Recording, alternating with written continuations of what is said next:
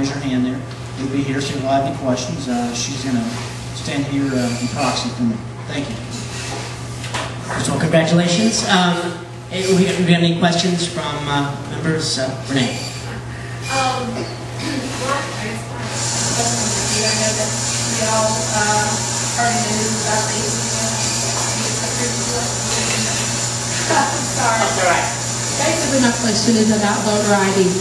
As I know that it was pretty much defeated last session, and I know that it's going to come back again based on the Supreme Court ruling and then everything that happened in Indiana. So, if you could talk to us a little bit about that, I mean that's a pretty important issue to folks like me and and others as well. Yeah, voter ID was a very big issue last session. And we did defeat it, but not in the Texas House. That measure actually carried the Texas House and failed in the Senate.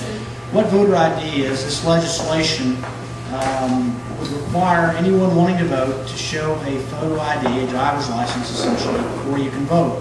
And while that's the way I vote, I find that the easiest thing to do because I lose my voter registration card and use my driver's license instead. The fact of the matter is there's a large segment of our population, about 2 million people, that don't have a driver's license. Whether they're senior citizens, they're disabled, or they just don't own a car. So this is really a voter disenfranchisement, voter suppression legislation. And really the claim that was made with this proposed law was that there are people, there's voter impersonation going on. People voting, saying that there's someone that they're not.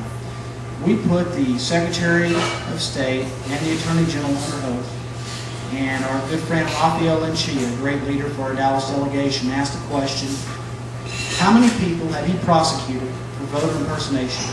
And the answer was none. So how many reported cases do you have of voter impersonation? None. So it begged the question, why we're going to disenfranchise 2 million people from voting when there is zero evidence of voter impersonation? And the answer was simple. The Republicans see the demographics coming at them. Maybe this year, maybe 2010, maybe 2012. And if your voters won't pick you, then you've got to pick your voters. And that's what they're trying to do.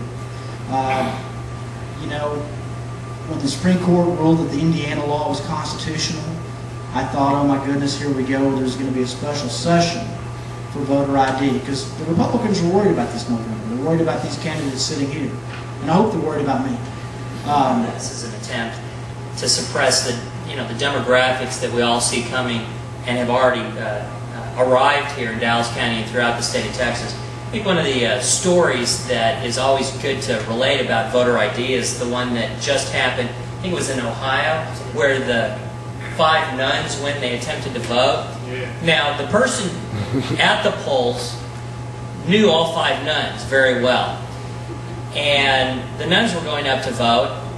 Well, nuns, they hadn't driven in forever, and they weren't in the military, and so they just didn't have that government ID, that driver's license, but they were denied their vote by someone who knew them.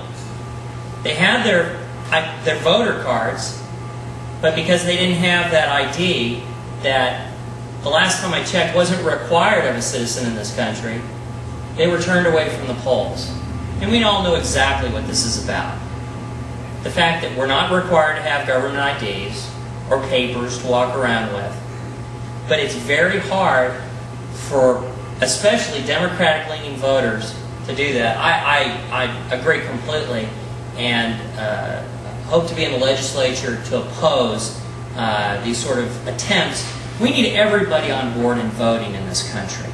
We need more participation at our ballot box, not less.